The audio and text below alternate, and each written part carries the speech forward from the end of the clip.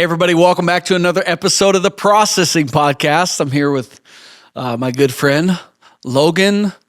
What's your middle name? Guess. Guess? Logan Guess Ketterling. No. Is it Ferdinand? No, it's not. My mom did not want Connor to be named RFK, the fourth. My dad's the third. RFK. Or I'm sorry, my dad's the second. It would have been Connor would have been the third. The third? Yeah. So nobody has Ferdinand. What's your middle name? There's an angel with this name. Gabriel. Nope. Michael. Yes. I'm excited. We're going to talk about angels this weekend a little bit in our series. It's true. Coming up on Defense Against the Dark, which is exciting. We got a question. Do we have guardian angels? You're going to have to find out this weekend. Ooh, good plug. Every time a bell rings, an angel gets its wings. I'm just kidding. But that's my favorite Christmas movie. Do you know what movie it is? No. It's a Wonderful Life. Have you Haven't ever seen it. No. Oh! You told me. We had this conversation last year. Well, I haven't seen it. I guess I don't have much influence in your You life. told me the whole thing, so I feel like I don't need to. I told you. I You spoiled told me the whole movie. plot. Yeah, the whole movie. Um, I would say the movie is terrible to watch. Heart-wrenching? Until the last 5 minutes, and the payoff. See, I feel like I've already worth got it. the payoff because you told me the story last time. No, so. you can't imagine. Anyways, I didn't mean to get into it. No, I was would talking to say- somebody this weekend, and they said they listened to the last week's episode, and they were like, "Yeah, I'm not a big sports fan, so I kind of just fast forwarded that part." So That's not nice. It was 40 minutes of conversation. I know. I was like, Might as well skip the episode. If you like sports and didn't listen last week, that one's for you. No, I did want to say this. A few weeks back, I came off pretty hot about the death of our previous pope. Oh, so now that there's a new pope, you're like, I better be. I want to respect the fact that American pope. The Catholic Church has identified a new pope. American. And I just want to be respectful to the Catholic viewership. I saw some memes, and they said it was like European people, and they're like, no, whatever country the Pope comes from, like you can't win the papacy. And Americans are like, we won the papacy. Yeah, we won. Okay, so there's a new pope. Chicago White Sox fan. Did you see that clip that he was Yes, at the World Series? 2005 That's wild. White Sox World Series, and I saw a few different memes as well, which I think is so hilarious. He's from Chicago. His name is Richard. I mean, he's going by Pope Leo the 14th. That's the name he chose. Yes. But it's just funny that the first American pope's name is wait, no, not Richard. Is it Richard? Robert. Robert. Yeah, Robert. The first American pope, his name is Bob. Let's go. Let's go. And then also the first pope who has likely been to a Culver's. Which I think that's epic, man. If the Pope has been to Culver's, It's had just funny. some cheese curds, some custard. Memes are the way, like the internet is saved through memes in the sense that there's a lot of bad things about the internet, but Memes stuff are like crazy stuff powerful. like this is funny. Yeah, it's hilarious. Well, and there are countries that will put you in jail for using memes against the authoritarian leadership. Yeah. Wow. Which is insane. So there's a new pope, Pope Leo, and initially it looked like he was maybe had some more leftist viewpoints or like weak in regards to conservative Christian or biblical view. But I feel like more has come out that he's a little bit more conservative, outspoken pro-life. I think it depends on who you ask because they're basing it off of them as the center, so to speak. I think everyone kind of would assume, some people would be like, no, I'm far right. But most people would say, are they more conservative than me or more liberal than me?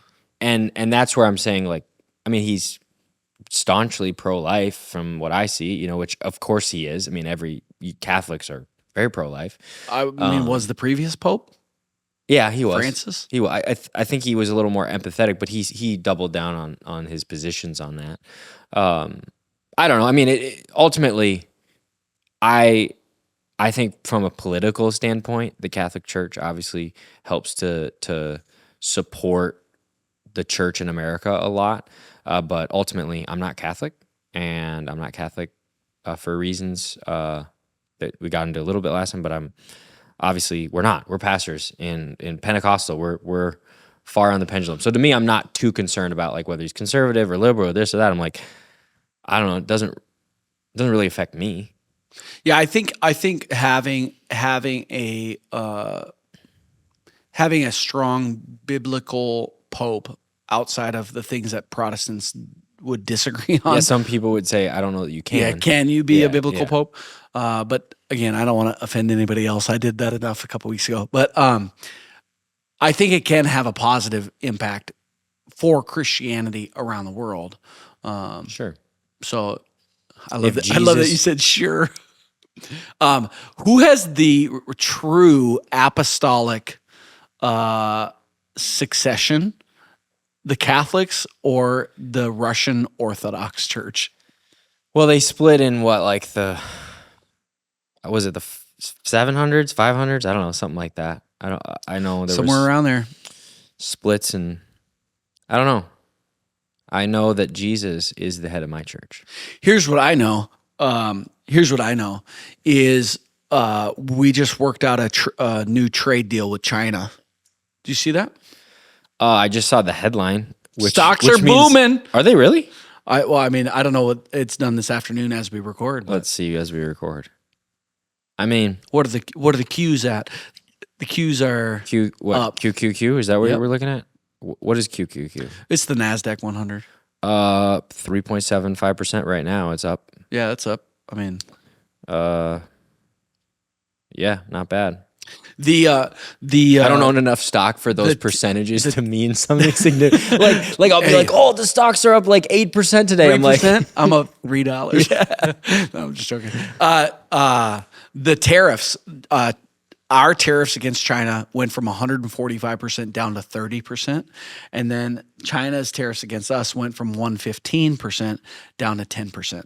But here's my question: that's the new worked out deal. Before all of this happened, what were the tariffs? At? Nobody knows. What if it's just the same? Yeah, nobody knows. But yeah, it's what was the other news that he put out? Oh, pharmaceuticals. Oh yeah, I saw him. He's like, I have the That- biggest news.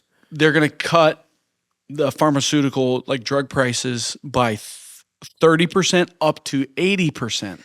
I don't know if I've talked about this on the podcast before, but maybe there's somebody listening that works in health insurance, and I hope you do because I want you to enlighten me.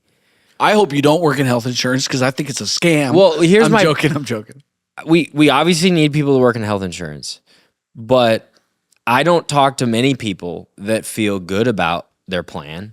I think we have a great plan at our church, to be clear. Like, our benefits are really good, but I'm talking about how it works with like a hospital and the negotiations with insurance. And I mean, I asked one time, I went in to, I think it was an orthopedic doctor, and I was like, hey, how much would an x-ray be? I just want to know, like, I have a problem with my knee. I want to see if it's fine. And they're like, that's not how it works. I'm like, well, just what would the cash price be? I know we can't tell you that. No, you can't. No, the system's broken. But I'm like, how do I know? I don't know that I want an x-ray. I don't want to pay $2,000 for an x-ray. But No. The whole system is broken, bro. And then you get this is not a bill, this is an explanation of benefits. And then it's like, it's $5,000, we paid $14. And again, we have a good plan. Just if anyone's concerned about the pastor of the church, we have a good plan. But it's like, I don't understand it. I let the medical bills come until they stop coming. You don't have to pay them. Actually, you can't I was bring them to told- bankruptcy. I was told early on, like, make sure you save every explanation of benefits. Like, you have to save it. And it was like, I stopped doing Until that you pay. a decade ago. I mean, I stopped. I don't save those. I don't know. Yeah. I've disputed plenty of charges though. I just, ignore it. Until, But some doctors are just going to like, we don't, take insurance anymore. Just pay us. Here's how much things cost, and it's a lot cheaper. Yeah, it's very confusing, and I'm not advocating that we go to Canada's system no. because the people from Canada who want surgery, who have the money, come to America because the wait list is so long. Yeah, you're saying socialist healthcare, Right. So I'm not advocating for that. I'm just saying all the smart brains we have, I gotta think you could make a better system. But who knows? I mean, United Healthcare, there's someone listening from United Healthcare. United Health Group is like the 5th largest company in the world. Yeah. Well, So- and that CEO was From murdered. United Healthcare, he's the one who got murdered. Yeah. Yeah, it's a broken system. I don't have all the solutions. I will say I'm a fan of pharmaceutical drugs being much cheaper. You paused Sorry. a little too long there. You Sorry. paused a little long there, I Kirk. make a lot of jokes. I make a lot of jokes on the podcast, and I feel like that's my role. Logan's is to be more thought out and I don't know. Today I'm feeling a little more. spicy. No, I wasn't making that joke intentionally. Sometimes it just takes a while for the words to come out. Did you see the Emmanuel Macron, the German? Yes. Dude. Speaking of non-pharmaceutical drugs, Emmanuel Macron, I don't know the name of the Chancellor of Germany or the President of the UK.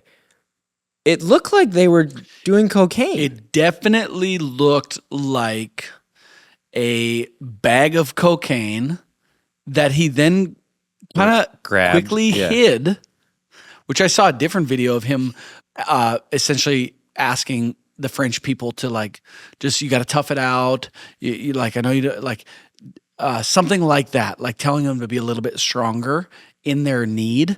And he was explaining, and he had an expensive watch on. And then you see him put his hands under the table, and then he puts his hands back out, and the watch is gone. I did hear his explanation for that, What was although I don't know if I believe it. He said the watch was hitting the table and making noise, and because it was an interview, he was worried about the sound, and that's why he took it off. Wow. But I could understand why he would need a reason to. and then the only other thing I can think of, even though again, just trying to play the benefit of the doubt, if you haven't seen this video, Are you saying the watch one or the no, cocaine one? the cocaine one, allegedly. No, the other guy had that like little spoon thing. I'm just not. I will be honest. I don't know a thing about crack spoons or straws, and so I couldn't tell you if You're that not was working to from a stir. wealth of If knowledge. that could stir his tea, and it happened to be a garbage that he was just grabbing. Like if you're getting interviewed and there's garbage on the table, you might grab it. And the way he grabbed it didn't seem to be that case, and a lot of people think that. But if the leaders of the free world are just, I mean, I think, wow. yeah, I would guess that not for this case specifically, but in general, the wealthy, powerful people in the world who are not following Christ are doing cocaine.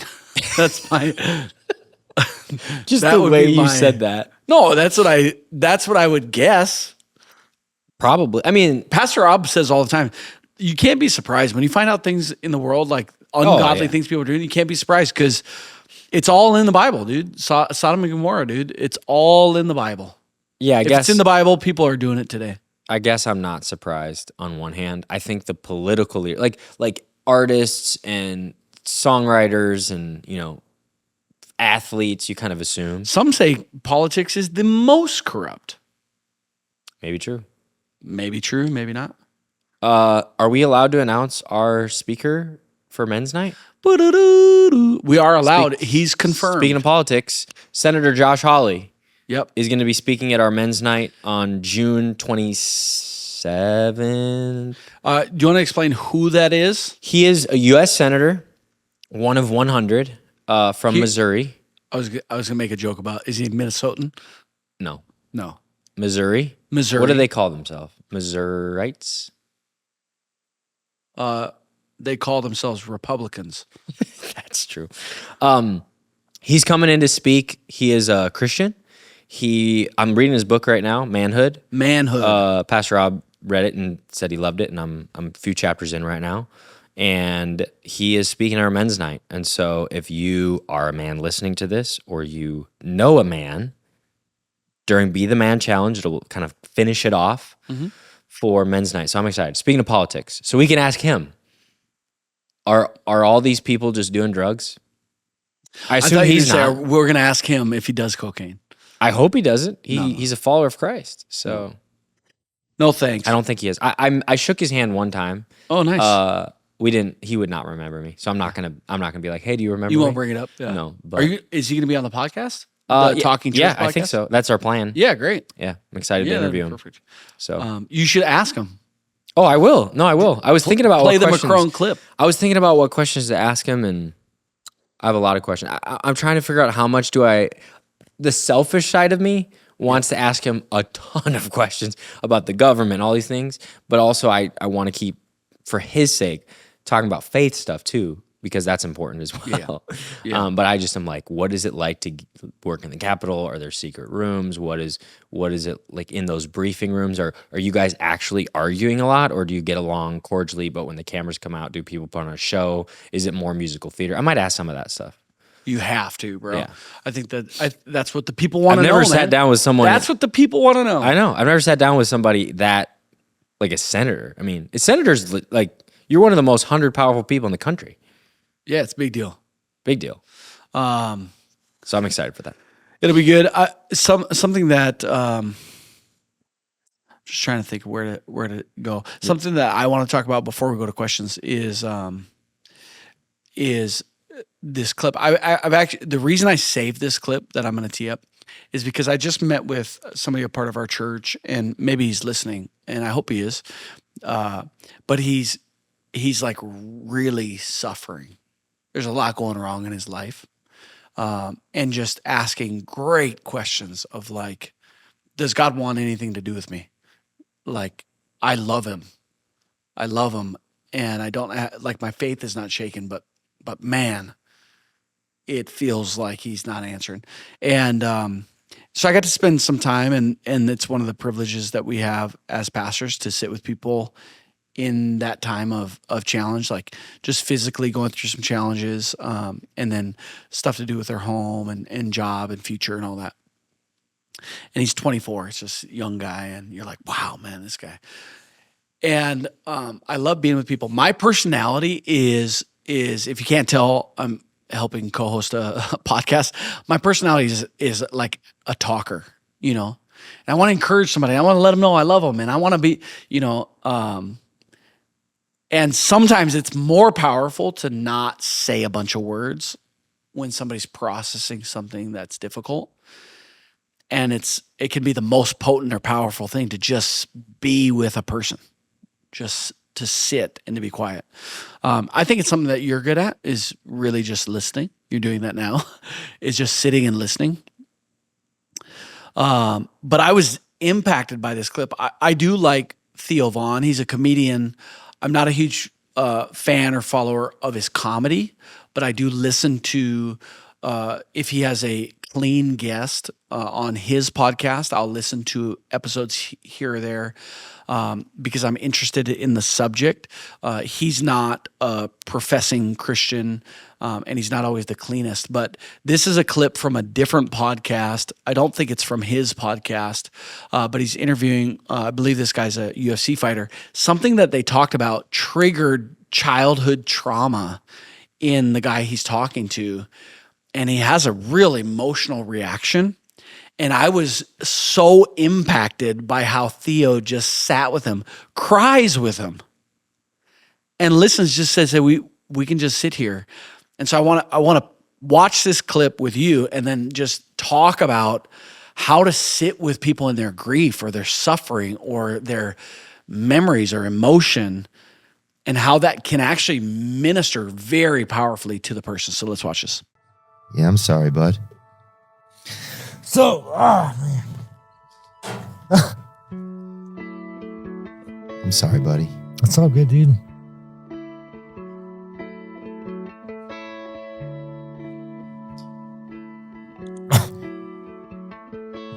We don't have to talk, man. I can just sit here with you for a minute. Sick. I can just sit here. We can just Nah, sit it's here. all good. You just take a second, just process it.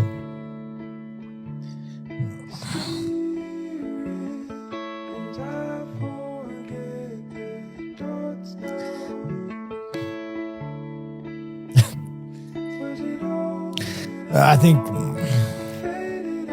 it's one of the hard things that people You understand. can stop it there.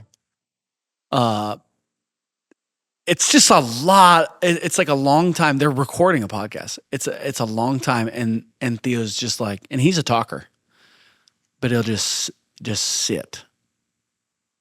And I think that that's one of the most powerful things to do in bringing comfort to a person is just sit and listen. Yeah, I couldn't agree more. It's one of the hardest things to do. Sometimes the hardest things to do are the simplest things to do. And just being silent and waiting. The power of silence. When you're speaking on stage and you have a silence that lasts a long time, sometimes that can be a powerful gesture.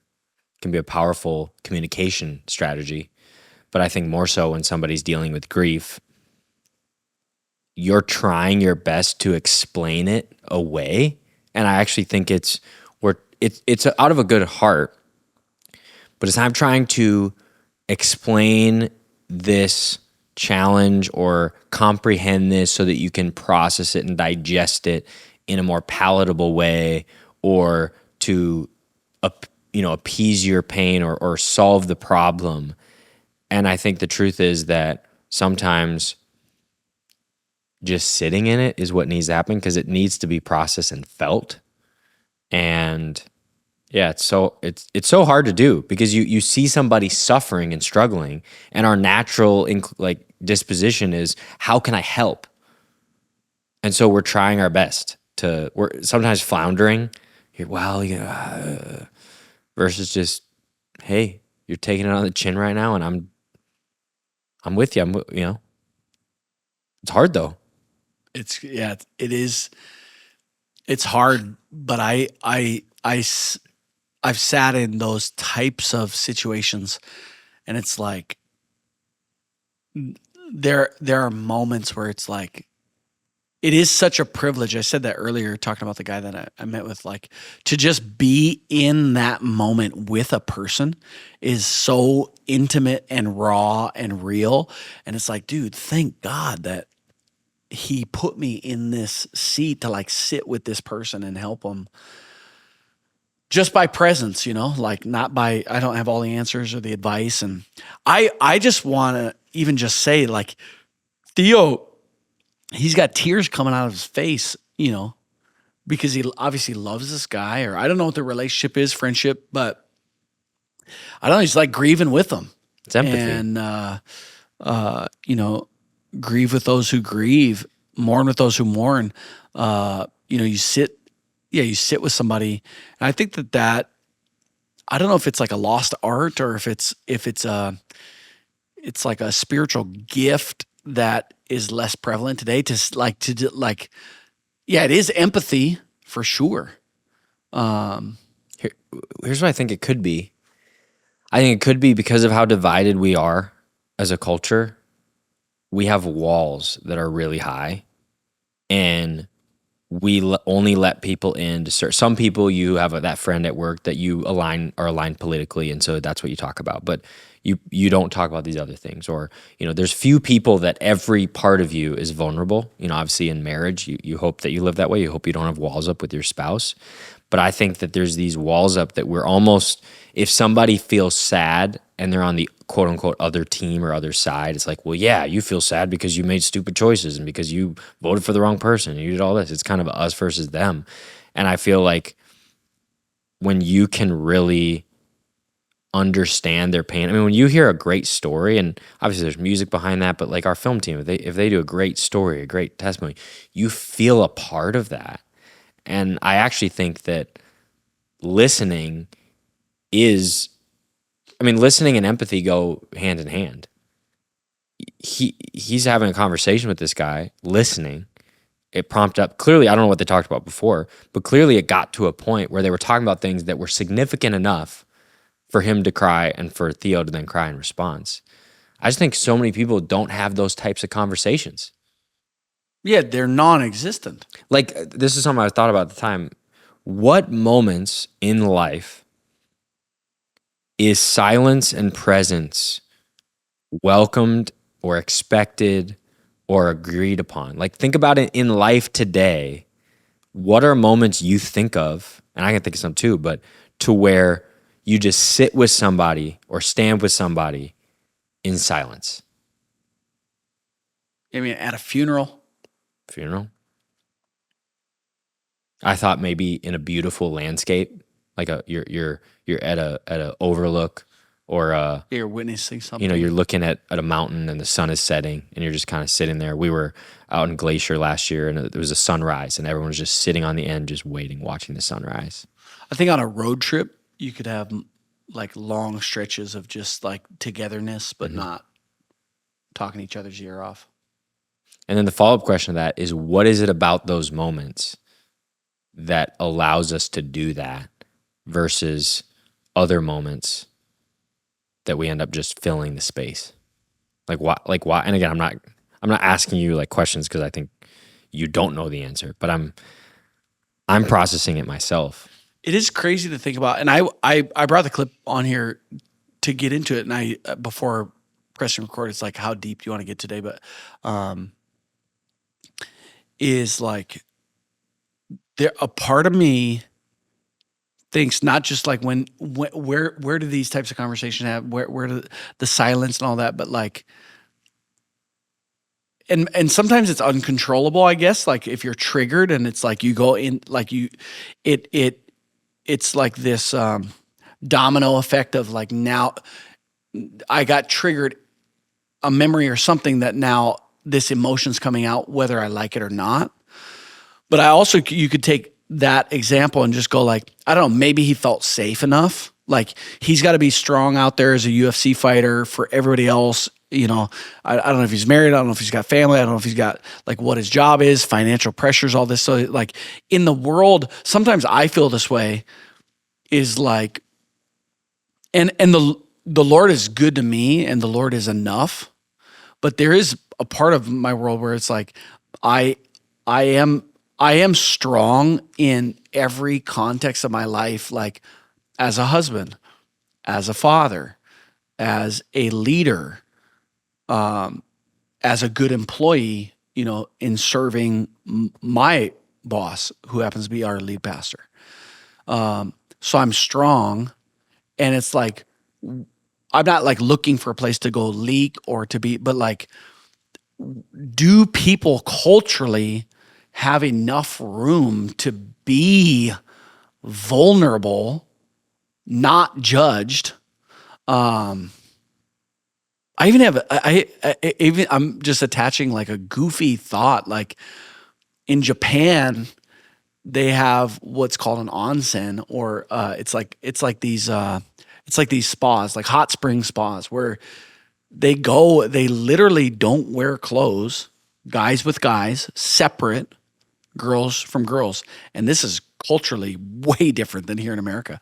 But there's like this weirdly intimate setting for them. It's very appropriate. It's not a sexualized thing. And they go and they sit in a hot springs together and they just hang.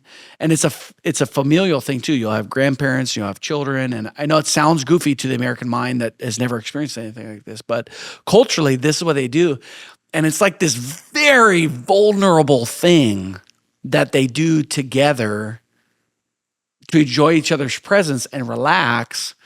And that feels like a tangent, but it is connected to, like, in America and in our world of busyness and hustle and being tough for, I just got to get through it, just got to hammer through. And, maybe I'll go to my counselor, or maybe I'll, like, I don't know, should it all be to the third party contracted separate counselor, therapist? And we've talked about this before, but like, are we missing it in real life with our real relationships to be safer with each other, to be fully ourselves without being overly emotional or over dramatic or over living in our childhood trauma memory, But like, I don't know. Like this has launched us. You're doing a great job listening, by the way.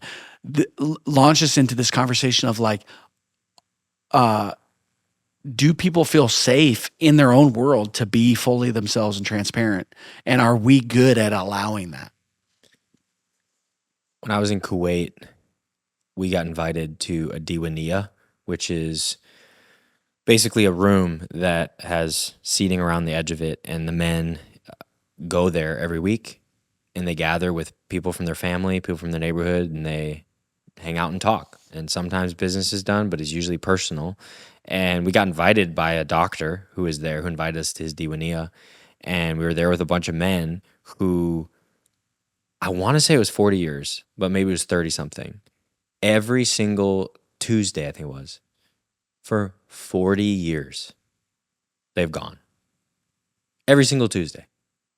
And they play cards, and they had food, and they were just talking and laughing. And one of them was like an oil tycoon. They're like, hey, he's a billionaire oil tycoon. And the other guy is a doctor. The other guy runs part of the army. And I mean, it's like it was total happenstance that we got invited. Obviously, it was a cool experience and got to share about our culture and our life. But these guys are so committed to that. And I think sometimes as people of faith, it's like, I don't know, Bible study, ugh. I don't know, I don't have time. We got soccer practice, and I can't be there. And I don't know, there's sports on tonight, there's this on, traveling and all this stuff. And we talked a little bit about last week with idolizing sports, but I do think it's, we got questions about that. Is it just sports? It's not just sports. It's what is important in my life. I need people, men need men, women need women, that I can be fully real with, because if not, I'm going to be lonely. Or again, I have a therapist that I can go to that I pay 100 some an hour. I think that even the people that are going to find good therapy still could say that they're lonely. I don't think the therapist both does are that. true. Yeah. And I think you're right. People are lonely.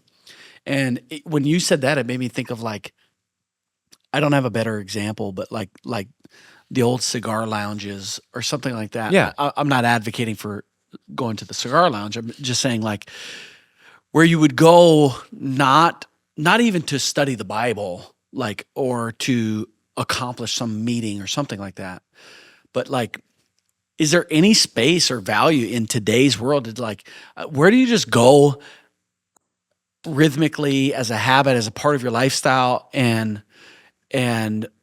cultural, where you just go to just to hang, just to be together? Well, and what happens.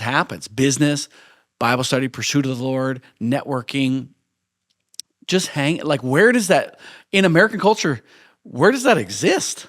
Well, I guess the question would be, is it American culture or is it Christian American culture, in the sense a lot of people, it's bars, Yeah. I'm not suggesting that's where it should be. I don't think it is. But I'm not saying you're sinning by going. But again, it's the environment is meant to, alcohol is the common denominator. Yeah. What in the Christian space for both men and women, again, we have sisterhood tables and we have small groups and we have all these things. But again, it's kind of an a la carte. I chose that versus no. These are my people, and they were describing it, and they said people will fly in from a business trip and then fly back out to their business trip to be here on Tuesdays. And I've heard about other things like that around the world, but they're like, this is, you just don't miss it. It makes me think. Makes me think there's some type of niche space, and maybe the church could do this. For sure, the church could do this, but like, there's like a niche space of literally a space that is well aesthetically curated, that is super attractive to, and it could be a space for guys separate from a space from girls. I'm also fine with a co-ed space, but that is no technology allowed. So no internet, no computers, no phones. So you don't get to bring that. You come in to be with people. and just to maybe it's to enjoy a coffee or whatever. I guess this is kind of like what coffee shops are, but it's like people are just working or they're coming to do a meeting and then to leave. But it's like, no, this is the space you literally just come to hang and have real interaction with people. And you set up those no agenda. guardrails of like no agenda.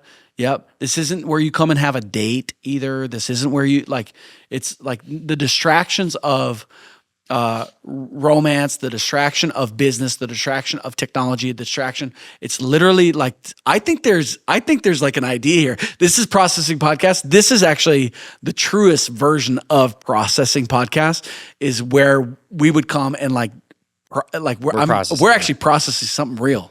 Here's what I said to Mac the other day. I said, you know what could make a comeback? It might not. Home phones, like landlines. Not as a replacement of our phones, but to say, if you have a landline, like we put our phones away, but knowing, hey, the people closest to me know my landline. And if there's an emergency, they can call that. Because I think some of the reason why I'm this way, some of the reason I'm addicted to my phone is because what if there's an emergency? Yeah. What if there's an emergency? Well, what if in this, Diwania is the word they use. What if in the Diwania we got a landline phone? Hey, that's where I'm going to be. That's how it used to be. Hey, call the hey, you're at the ice arena. Can you tell my husband that, Johnny broke his leg and to be done, and hey, your son got hurt, go home. That's how it used to be. Yeah. But you could be present in the moment. And I think that, I don't know, I think that we were probably at peak technology when we had cell phones that could call. Yeah. That was probably like the peak of technology being useful in a emotional health and social health standpoint. Sure, there's other things that it's benefited us in medicine and all sorts of things, but from a social standpoint, the fact that at any time, I've been sitting here and I've got texts, I've got buzzes, I've got notifications while we're recording this podcast. I think I've looked at my watch a couple times. Yeah. Because it's buzzing. But it's like, and again, we do this every week, so we know we can be present with each other and still check our phones and look at questions. But I don't know. I feel like, I don't know, maybe the landline's not coming back. No. Maybe it should. I could understand that. Some people don't have the courage or conviction to keep their phone out of their bedroom. And now I have my phone in my bedroom and I set it up and whatever. Like, so I might be speaking to myself, but I'm saying, part of that is I play white noise from my phone. I could get a white noise machine. It's like, it is what it is. But like, it's even that is like a challenge. Is like, don't put your phone in your bedroom at night. Like, you don't need it. You know how many butts there are after that? But what about? I know. And it's and that's what I'm trying to articulate. That's part of the problem. I'm trying to articulate the connection of that. Always doing stuff, always business, always meeting. Gotta get this thing.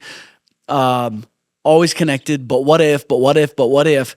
To also, where is there any space to truly just be and be yourself and not be judged and not be condemned and not think it's now you've hindered yourself from promotion or from this other opportunity, or now they're going to avoid, what I'm saying? Like, do people where can you ever be real? Well, and that's one of the reasons we do global teams here at our church, mission trips, we call them global teams, that we're sending 1,000 people this year on a global team around the world. And I do think that is some of the appeal. I can go and people will know, oh, he's in a different country, she's in a different country. Don't bother them. They're doing ministry, they're doing prayer, they're ministering to kids, whatever it is. And I can completely unplug, or as best as I can. Whereas nowadays vacations are, well, okay, I can log on a couple times, I can do this, I can do that. And we talked about sabbaticals when we came back from them last year, but that was the most filling part to me. I felt a different sense of identity after 3 weeks of not checking anything. Yep. And realizing, this is awesome. I can be so present with my wife. So I don't know. I think there's something to that. It made me think of a verse when we were talking about being quiet. 1 Samuel 3, this has always stuck out to me. When when I read 1 Samuel. Verse 19, the Lord was with Samuel as he grew up and let none of Samuel's words fall to the ground. And as I read that, I was thinking, Samuel, a prophet, didn't speak an empty word. You know, in the New Testament, it says, don't speak empty words. He didn't let his words fall to the ground. He didn't let him just say stuff. He was a prophet whose words mattered. And how often are we, I'm guilty of this. Again, we probably were guilty of it maybe even today on the podcast, but letting just words be words. And again, I think there's legalism side of that of, no, we can be funny, we can have a good time, we can joke, we can do all those things. But don't just fill the space. Don't just fill the air because you need noise. And, you know, you talk about white noise. I live with white noise. I love it as loud as I can be. Mac doesn't like it, so it's like we found this. People used to sleep with no noise in their house. That's crazy. That's crazy That's to me, wild to dude. me. That's crazy. Dude, I would have it on full blast if I could. Oh yeah, bro. But I think some people just they feel this pressure to fill the airwaves versus just sitting in silence. Yeah, I do battle that. More so from the perspective of like, usually I'm trying to I think I'm trying to do it for the other people. I'm trying to make them feel better, encourage them, let them like enjoy it a little bit more, make somebody laugh. Don't you think the closer you are to somebody, though, the more comfortable you are in silence? Yeah, it was one of the things that attracted me to Kaylee is she was very comfortable being silent with me. And I was like, wow. It's like it attracted me to her is she wasn't insecure. Like silence, I think, is a form of like security. It's like I'm just comfortable just being with them, you know? And that was like, wow, she's comfortable being with me because she doesn't have to like, do I like her? Do I want her? You know? So we have 5 minutes left before we got to jump into our next things. Not because we have a time limit on the podcast, but because we were chopping it up too long. Dude, some people have been advocating for 3-hour podcasts, but we just got a lot of work to get done. it is true. Yeah, right now we got a lot of projects moving forward. So Maybe in the future, but I don't know. I just like spending a little bit of time. Hey, comment. Let us know. Like, do you like this type of conversation? It's a little bit slower paced and it's a little bit diving into one specific topic. There's a lot of different things like how to comfort somebody, how to sit in silence. Is technology a problem? Like, are we safe in our conversations? And by the way, when I say safe, I'm not for safe spaces like safe spaces on college campuses. Like, to me, that's like over empathizing, but I don't know the old, and I'm not advocating for cigar lounge, but I like this type of conversation because I'm brainstorming. I'm literally trying to say like, what's the church's place in helping solve these problems? Like, wouldn't it be so sick sorry, I'm just going one further. Wouldn't it be so sick if there was a place that was like a great place to go?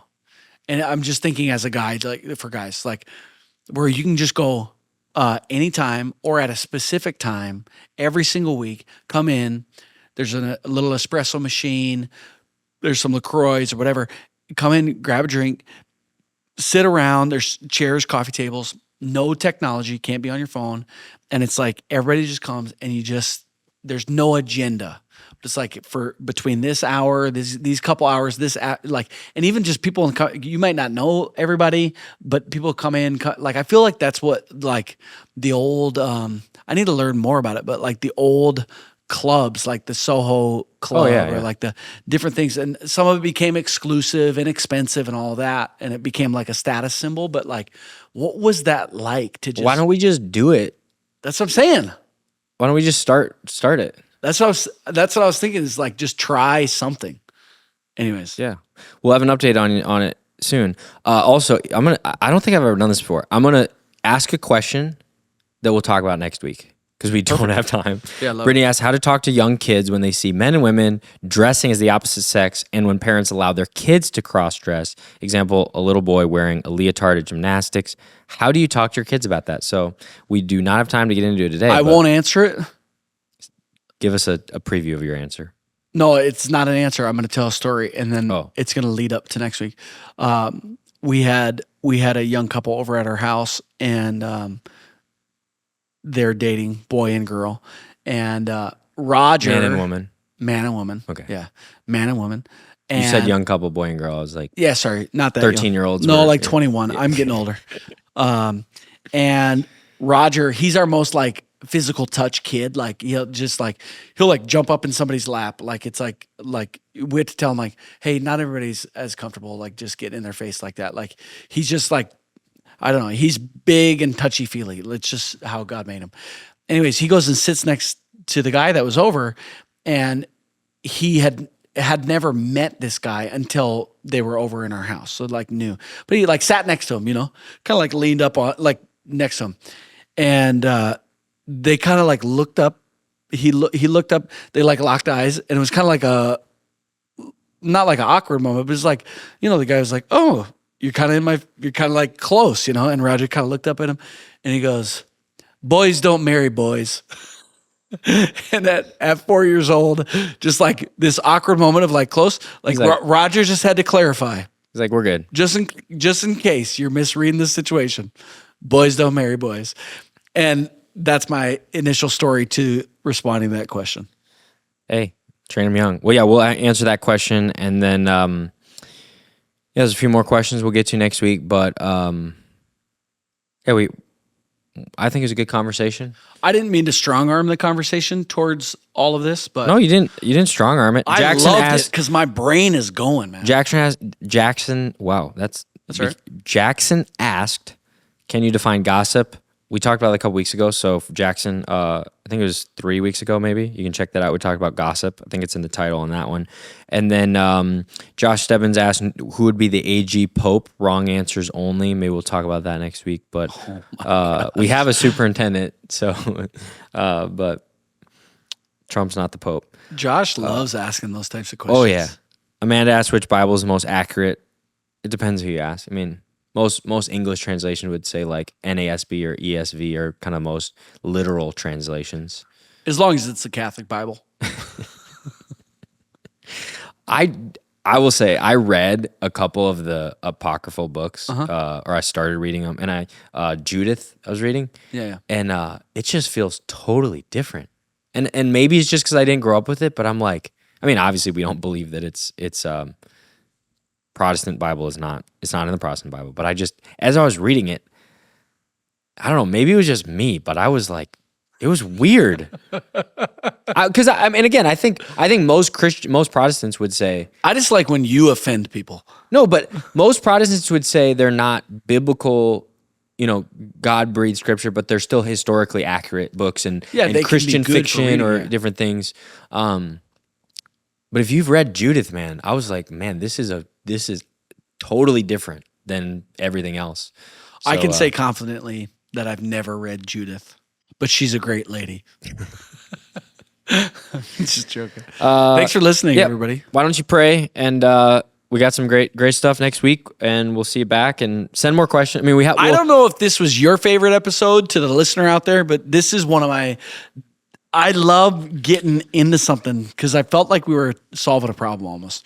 We'll let you know when we open it up for the hangout room. Whatever, we got to figure out a better name. It can't be Gentlemen's Club. Can't be called that. Definitely will not be that. It won't be called that. It won't be a cigar lounge.